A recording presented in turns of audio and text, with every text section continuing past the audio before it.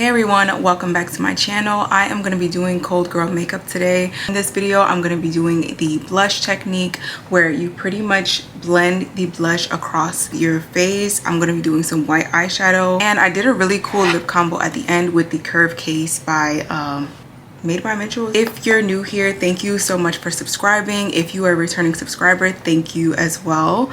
Let's get right into the video.